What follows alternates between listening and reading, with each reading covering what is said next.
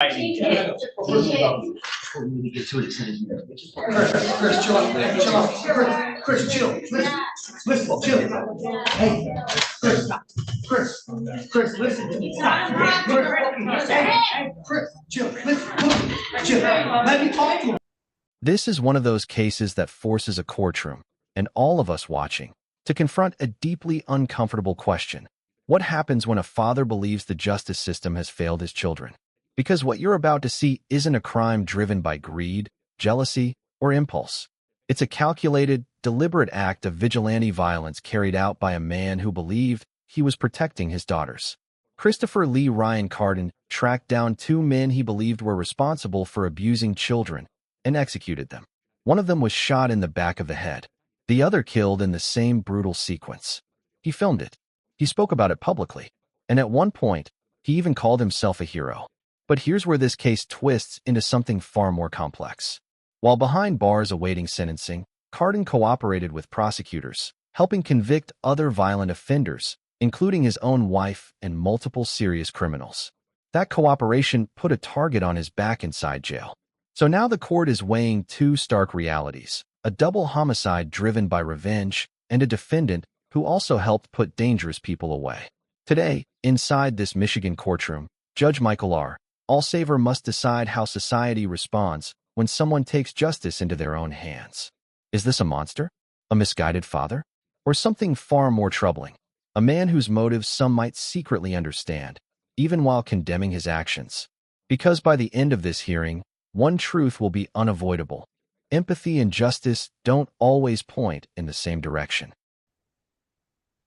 All right, so as indicated, I am denying the motion to withdraw the plea. First, let me, have the attorneys place their appearances on the record, beginning with Ms. Wise. Good morning, Your Honor. Jackie Wise and Doug Hartung on behalf of the people. James Gale, on behalf of the defendant. And sir, you are Christopher Lee Ryan Carden. Yes, sir.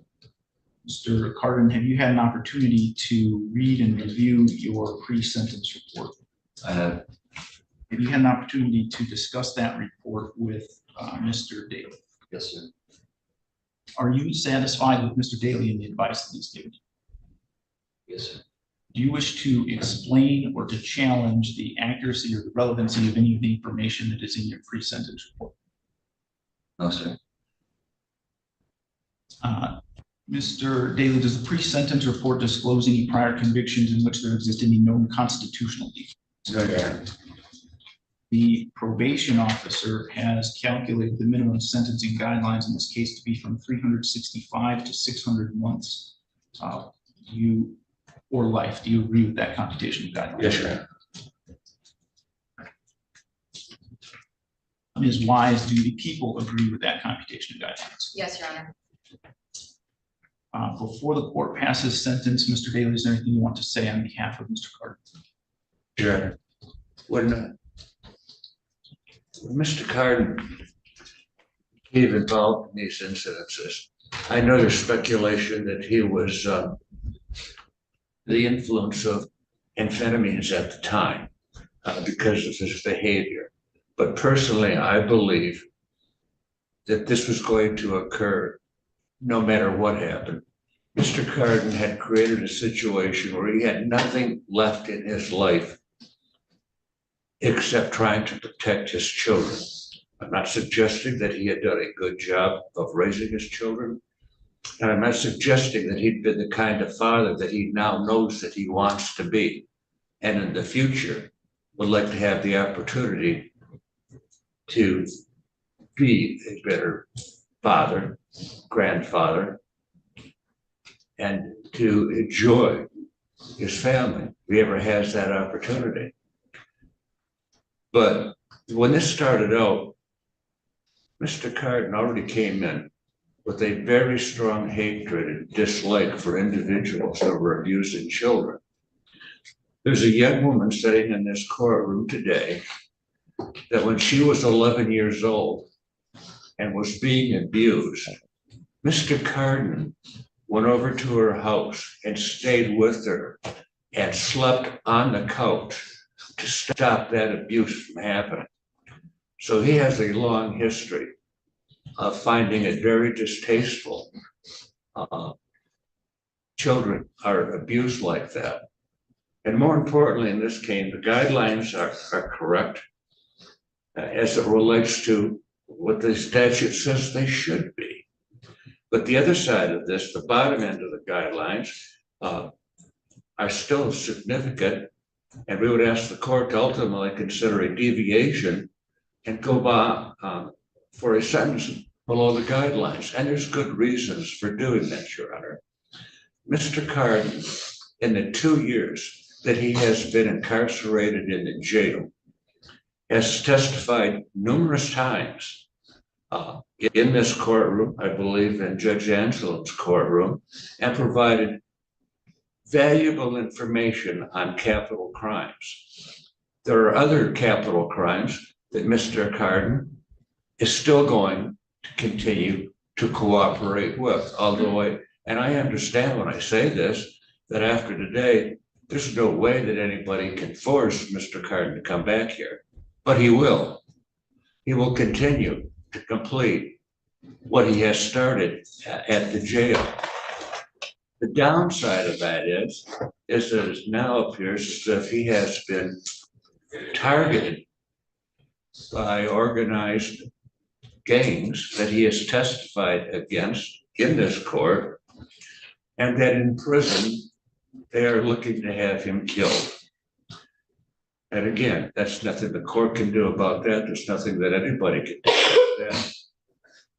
But I would ask that the court reflect upon the positive things that Mr. Carden has done since he has been locked up. And in addition to that, What the defense is doing here is classic mitigation strategy, but with an emotional angle that's unusually powerful. They're not denying what Christopher Carden did. They're reframing why he did it. Notice the narrative: lifelong hatred of child abusers, history of protecting vulnerable kids, emotional collapse after learning of his daughter's assault. This isn't presented as justification. It's presented as psychological context. But then comes the strategic pivot: cooperation. The attorney is reminding the judge that Carden has spent 2 years testifying in other major cases, helping prosecutors secure convictions in capital crimes. In sentencing law, that matters. Cooperation can reduce sentences because it demonstrates remorse and societal value after the crime. Yet the defense also introduces a chilling detail: gangs allegedly targeting him in prison for that cooperation. That serves two purposes. It humanizes him and suggests he's already facing severe punishment beyond the court's control. So here's the tension forming. Should a man who committed calculated murder receive leniency because he later helped the justice system? Or does the severity of the original crime eclipse everything that followed? one of the reasons that we're here for a sentencing right now is because my personal opinion is the only person, the only institution that has a vested interest right now in having Mr. Carden sentenced at this time is the Lenawee County Jail. They want him out of there. He's been there 2 years. Other individuals have been there longer, and he's been involved in some conflict at the jails. But Mr. Carden has told me that he believes that those facts about his misconduct have been misrepresented to allow the sentencing to go forward now. Mr. Carden knows what he did, and he accepts responsibility for it.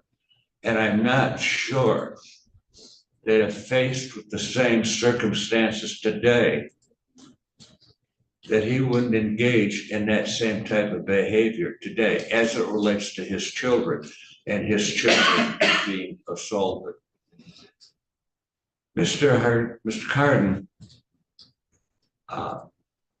has had a difficult time in life for multiple reasons, but it doesn't change the fact that he does have a heart. His heart is in the right place, and he does not want to see innocent people injured or harmed.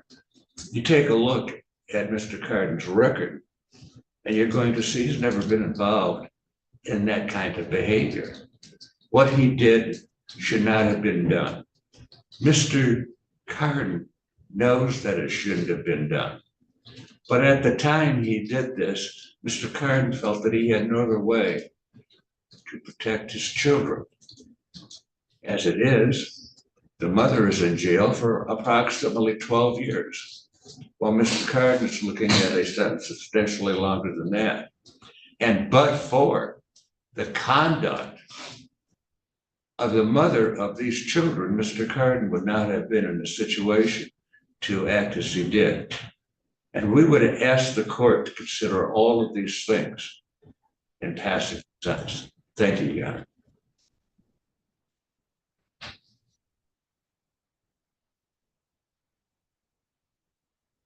All right, Mr. Carden, is there anything you'd like to say on your own behalf?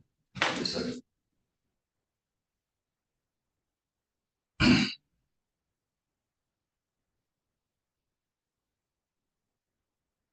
I have 6 children, 5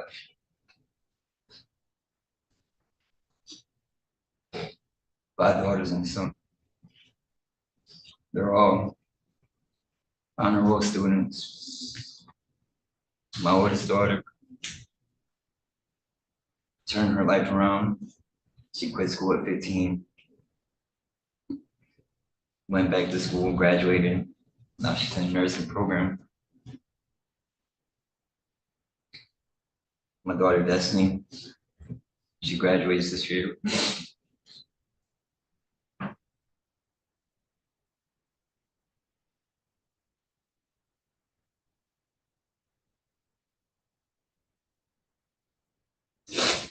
She's gonna be off to college. Daughter Trinity, she's like a mother hen. She wants to make sure everybody's all right. She has plans on going to the Navy.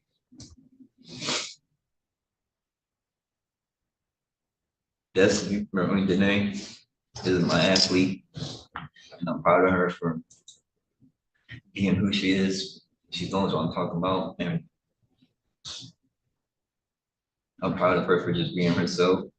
And because kids are mean, and despite everything, she's comfortable with who she is, and I'm proud of her. Tessa, she's my little diva. She got to be center of attention. Despite the trauma she's been through, she puts her best foot forward and always has a smile on her face.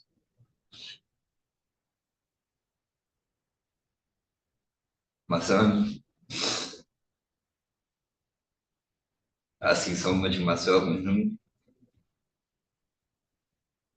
and it scares me. I want my son to strive to be a better man than I am.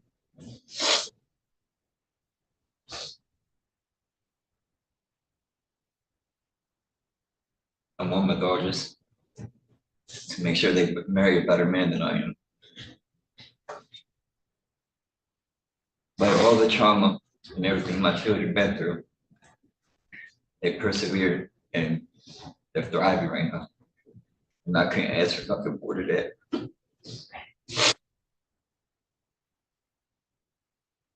When I found out, when the counselor called me into the office, tell me that my daughter been molested,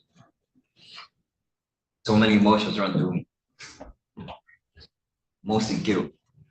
No, guilty that I wasn't going to protect my daughter. I'm in prison and she get violated. Now,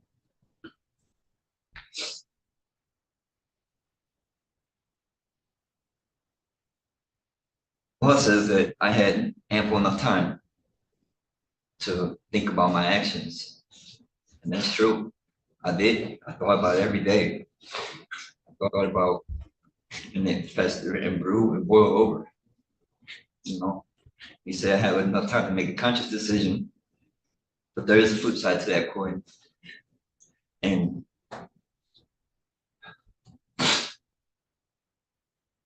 I want anybody and everybody involved with hurting my daughter to pay. But I didn't take into consideration the innocent people that I would be hurting with my actions. And I'm sorry for that. You know, I failed as being a father.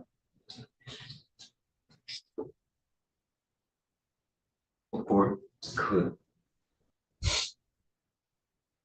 hopefully release me enough time where I can maybe be a grandfather. Thank you. Ms. Wise, do the people wish to? Yes, Your Honor.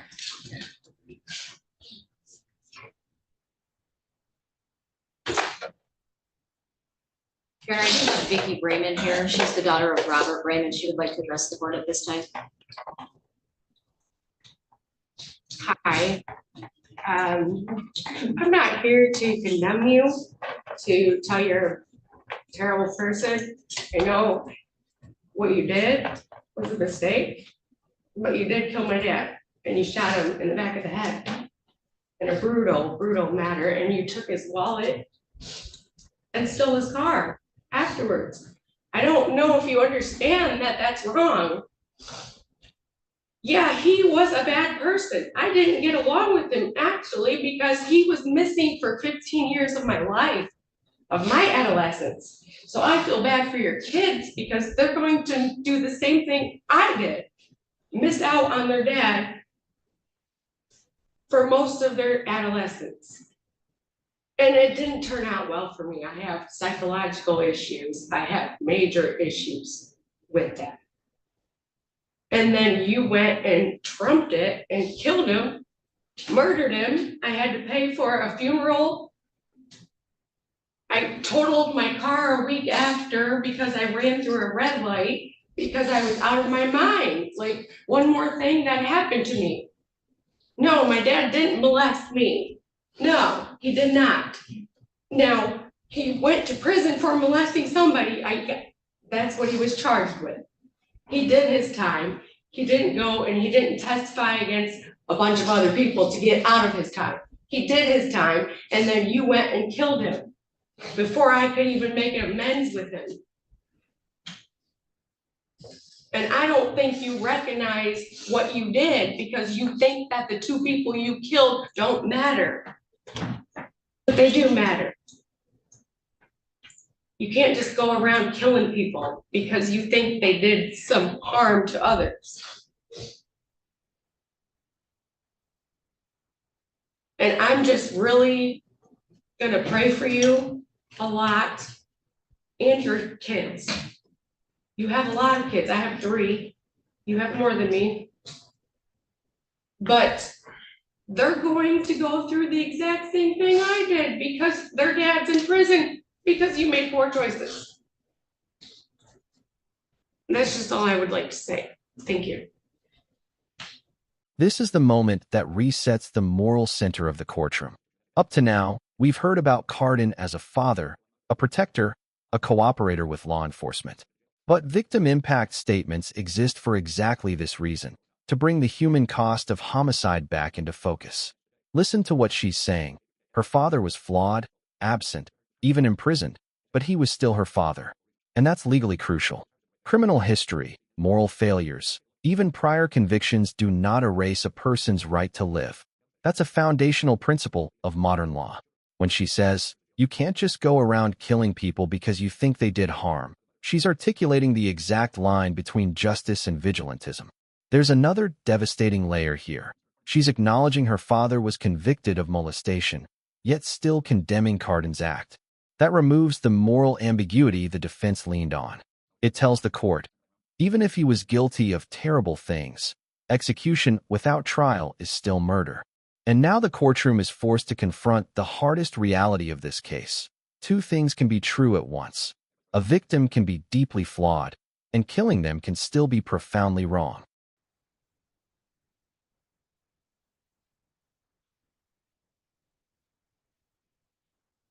Your Honor, Mr. Hartung and I have both been involved. Mr. Cardin, Jamie Cardin, the Cardin children for years. And I struggle so much with this case. I struggle so much with Chris and what he did and why we're here today.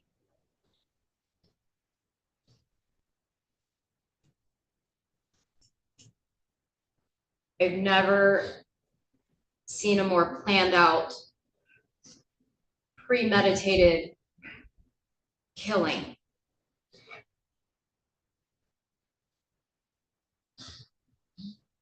And again, I think I struggle with this case, Your Honor, and I just asked Mr. Hartung to finish addressing the court on this issue.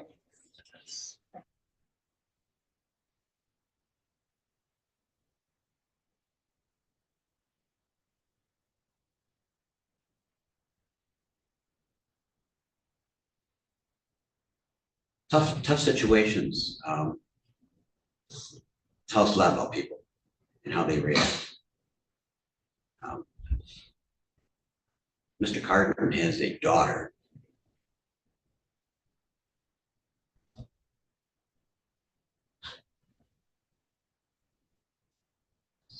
Who's so brave. And he stood up in court, testified against the man who had harmed her. And emerged from it, and she's a hero. And there's a lot of ways to talk about this. And I wonder if one of the things we need to talk about at some point in time, maybe not today, is why were these two men out on bond?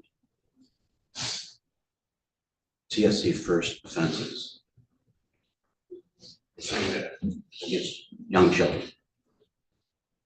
Perhaps today is not the day to discuss that, but I know Miss Borders was so frustrated during that process of being unable to keep those individuals in jail and bonds being set for them either at a PR level or at a level that was easily made when they had done so much wrong to these young people. And the reaction of this defendant cannot be justified.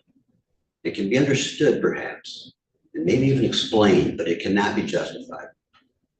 We cannot, in our court system, in our criminal system that we have here, allow such things to occur.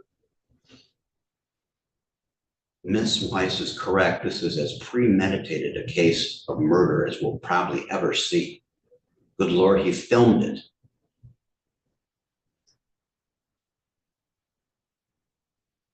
I need Mr. Carden to understand, perhaps he never will, that his daughter testified in this courtroom and put Ernie Black away. And this judge sentenced Ernie Black to life in prison without a chance for parole. He will never get out of prison, ever, because of what your daughter testified to and what Miss Borders and others in our office did. The same thing would have happened to the other individual because she is a hero. She is a survivor. Mr. Brayman was not involved in that. He was a bystander in this situation.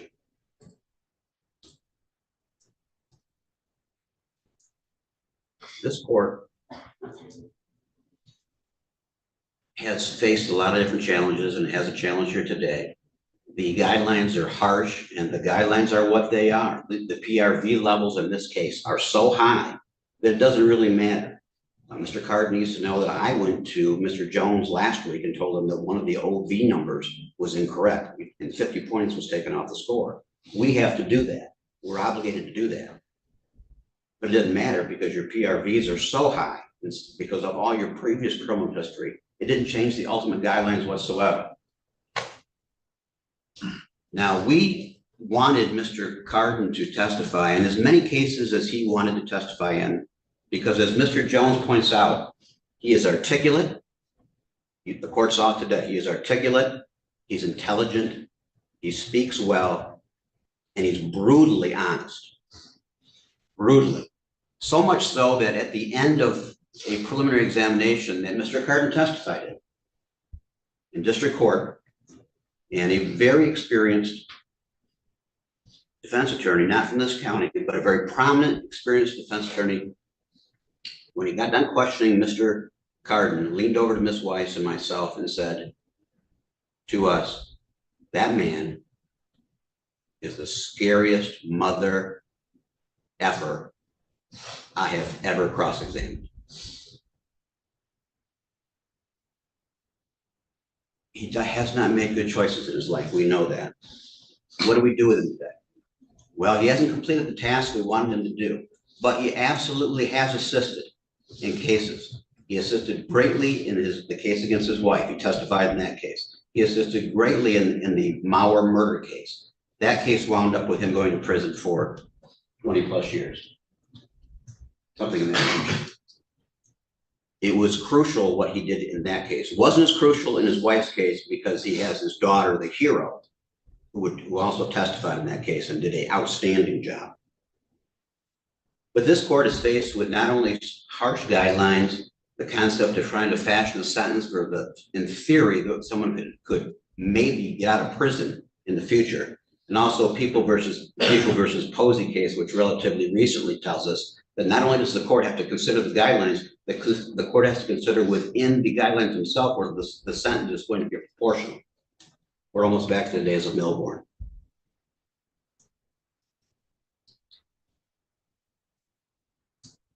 So how do you measure the assistance? What do you do? I've been doing this for an awful long time. I have gone through this in many different situations with judges in the past, including Judge Glazer, Judge Timms, Judge Pickard, Judge Gaselka, and it's always difficult. How do you measure the assistance someone get based on and compare it with what the damage that they did?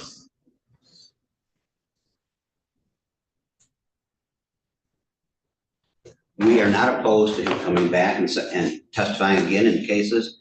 I know the Cecil case is set for trial in July. I know there's another really important case that he does have information on, and he's hesitant to make a full on-the-record statement because the people that he would be testifying in that case are even scarier than the people he's testified about before.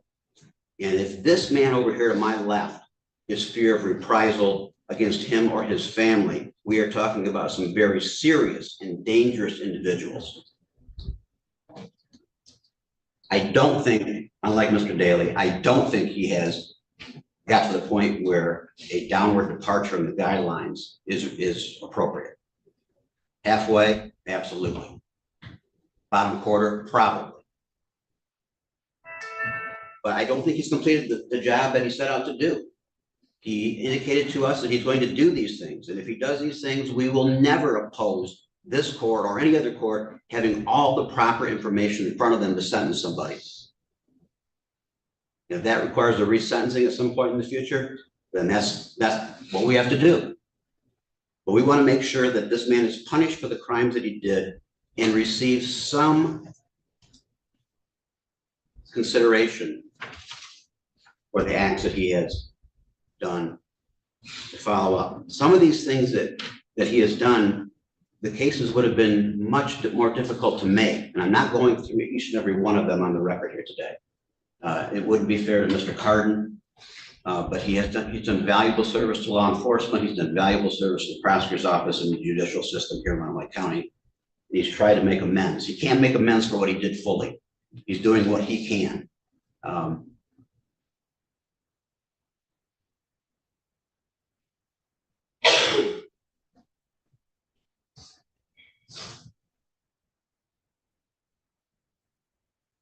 He did say one thing to me that I want to put on the record, because Ms. Weiss and I have gone to bat for him before. And I told him, you have to stop messing up, screwing up at the jail, or you're going to get sent to prison before it's time for you to get sent to prison. And he said to me, I'll do the best I can. And he said, I have been a terrible father to my children. Horrible. All I want is an opportunity someday to be a better grandfather.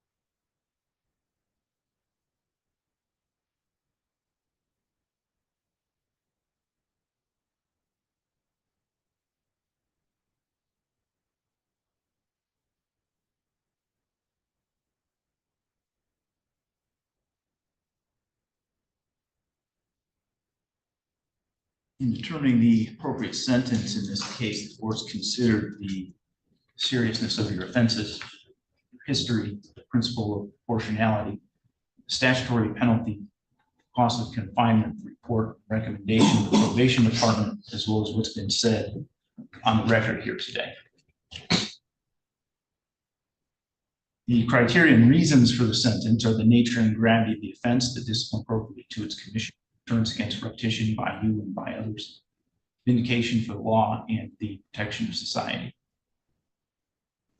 I have reviewed the pre-sentence investigation report as well as the victim impact statements that were submitted by Susan, Jan, Dorothy Brayman, and Kenneth Bush. Mr. Hartung was right. The prior record variables in this case are high. They were 125 on the offense variables and 245 on prior offense variables. Both of those scores are significantly above where the guidelines stop adding additional levels. They essentially stop scoring offense variables at 100 points.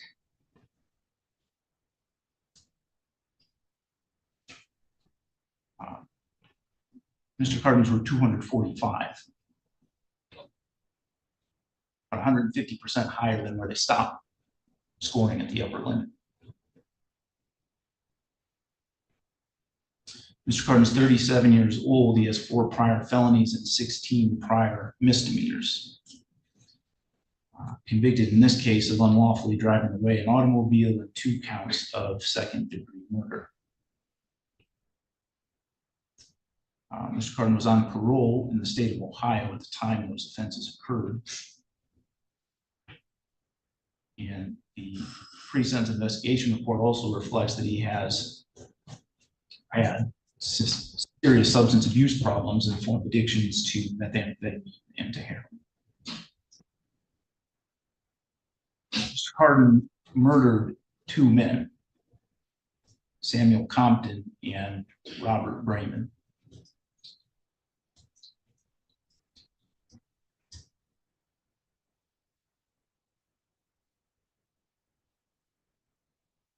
During his confession, he expressed pride in those actions. Said that he recorded it and put it on Facebook Live. And you referred to yourself as a hero.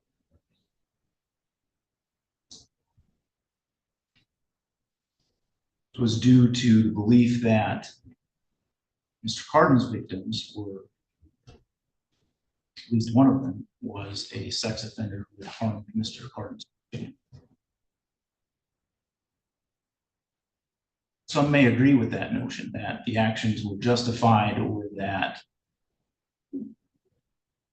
what he did was heroic given the circumstances of the case. But that, in my estimation, is a misguided belief. What happened was not heroic.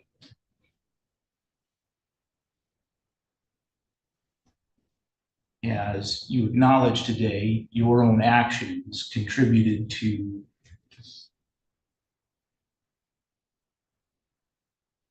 tragedies that befell your children.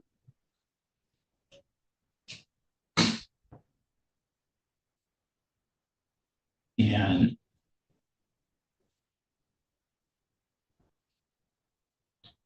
well, Ms. Cardin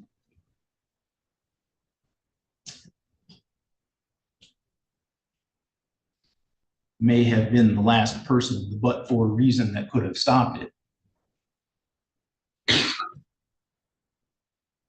Mr. Cardin's actions and behaviors that resulted in him being imprisoned were certainly a contributing factor.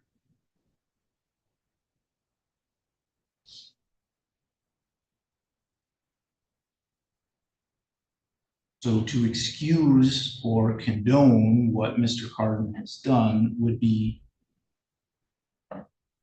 essentially to embrace the vigilante nature of society.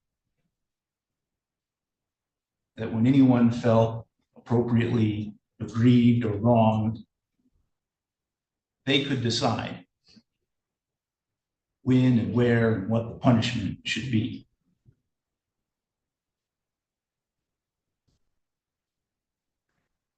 That amounts to a rejection of civilized society.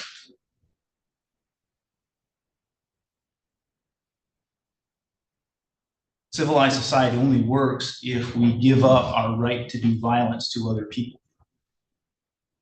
Because otherwise we constantly live in fear of others doing violence to us.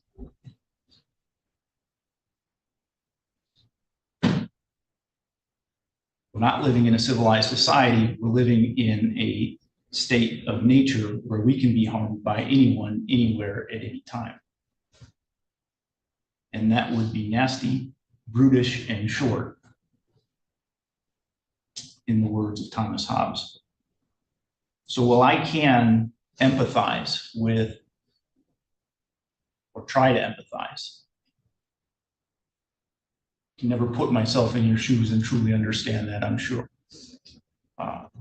Circumstances that you were in and how horrible it must have been for you to find out what had happened to your children.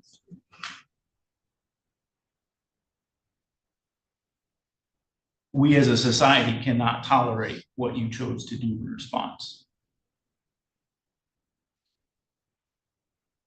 That is what the rule of law in a civilized society provides for and requires. What Judge Michael R. Allsaver is doing here goes beyond sentencing. He's defending the very idea of rule of law society. His reasoning follows a classic legal philosophy argument. If individuals decide punishment themselves, society collapses into retaliation and fear. That's why he invokes Thomas Hobbes, the idea that without shared legal authority, life becomes nasty, brutish, and short. Notice how carefully he balances empathy and condemnation.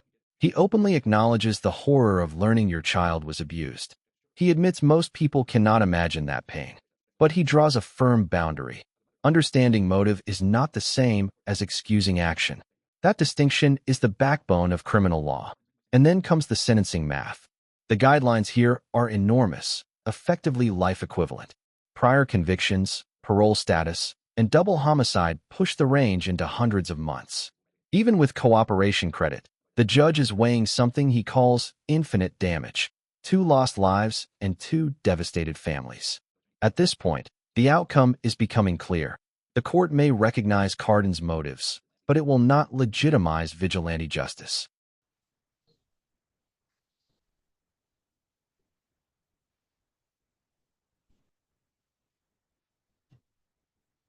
Mr. Hartung made a comment about the difficulty of weighing the value of the assistance that Mr. Cardin's testimony in other cases has provided against the damage that his crimes have caused. And he is correct. It is incredibly difficult to do, particularly in a case such as this, where the damage essentially is infinite.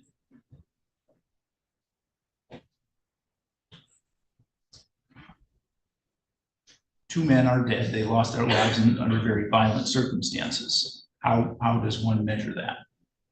How does one measure the impact that has on their family? How does one measure the impact that the sentence coming from that is going to have on your family?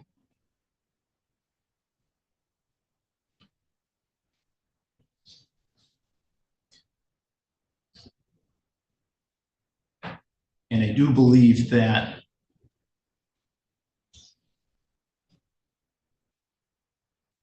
the assistance you've provided should count for something.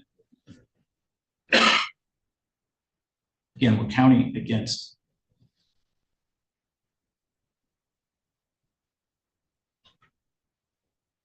a very high price that you have to pay.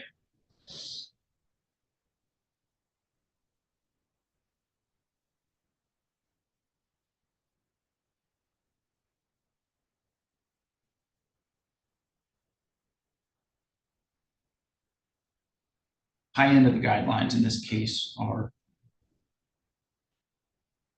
600 months, and the recommended sentence in the pre-sentence investigation is 600 to 900 months.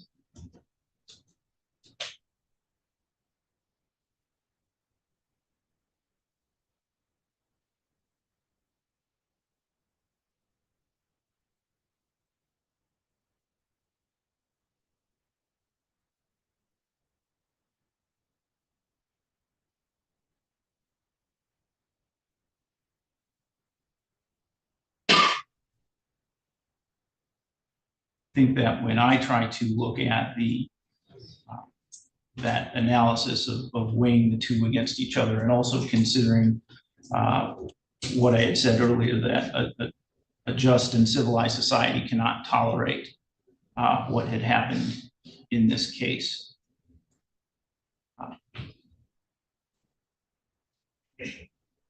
I believe that the appropriate sentence in this case, and it will be the sentence of the court, that with respect to count 9, homicide, murder in the second degree, that Mr. Carden, you serve 500 months to 900 months with the Michigan Department of Corrections.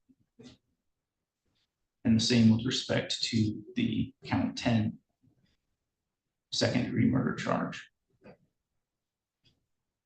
With respect to the unlawful driving away charge, the sentence of the court, that you serve 24 to 60 months with the Michigan Department of Corrections. You do have credit at this point for 1,211 days. You must pay a $130 crime victims' rights fee, $204 state cost, $60 DNA fee, and $450 attorney fee. Those sentences will run concurrent to each other. And there is restitution in the amount of $2,111 payable to the Michigan Department of Health and Human Services for funeral expenses.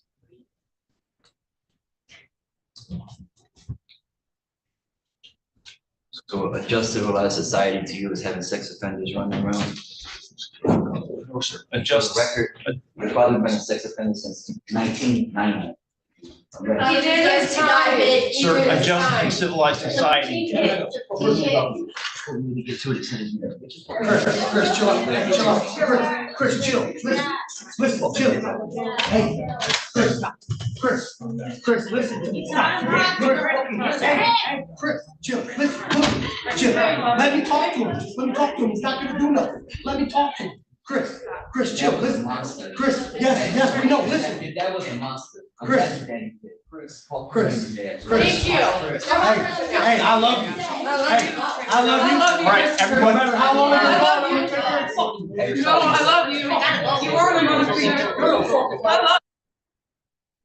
Kids, when you do that to somebody that. I'm the victim, and that man saved me a long time ago. Long time ago. Child molester Stop. deserve to fucking die. They deserve to fucking die. You wanna fucking do this? You fucking shit, kids. Come on, bud. Come on. Hi. Fuck you, dude.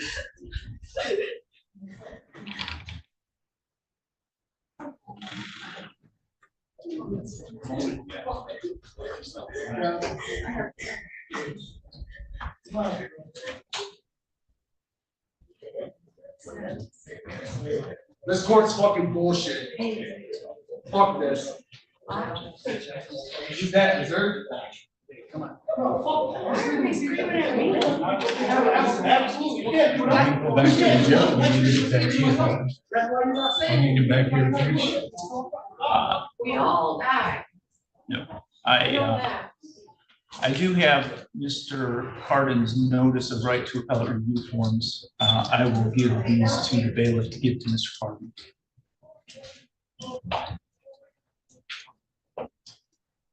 Actually, I need to advise him on record, so at some point we need to bring it back.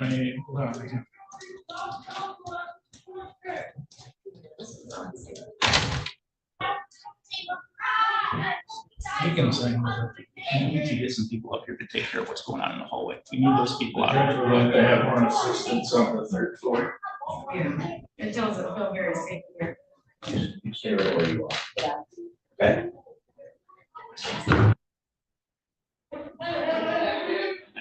We need more people here.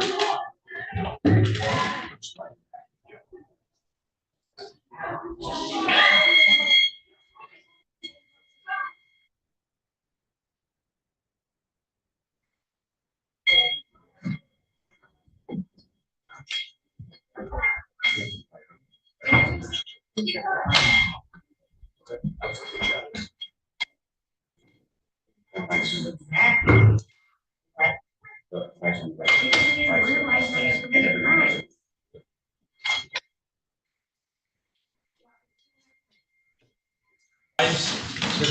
in session.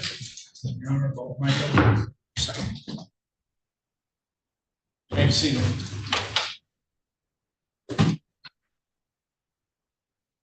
We are back on the record.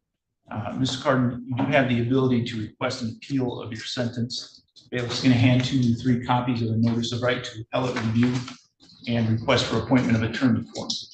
You need to sign 1 copy of that form that indicates you received your forms.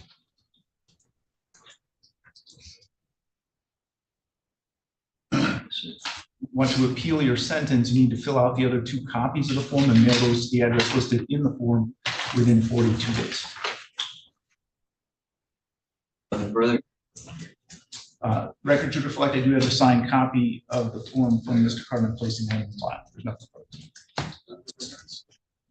This case leaves behind one of the most morally complex courtroom records you'll ever hear. Christopher Lee Ryan Carden murdered 2 men he believed had harmed children, an act he framed as protection, but the law defines as premeditated homicide. Judge Michael R. Allsaver ultimately sentenced him to 500 to 900 months for each second-degree murder count, effectively ensuring he will spend the majority of his life in prison. The court acknowledged his cooperation with prosecutors, his assistance in other convictions, and the trauma surrounding his children. But the ruling drew a decisive line. No matter the motive, individuals cannot decide who deserves to die. That power belongs only to the justice system. And that's the lasting question this case forces on all of us. When someone commits violence believing they are protecting loved ones, do we see a criminal, a vigilante, or a tragic collision of both? If you found this case as shocking and thought-provoking as we did, make sure to hit that like button, share your perspective in the comments, because this is a case people strongly disagree on, and don't forget to subscribe for more jaw-dropping courtroom breakdowns.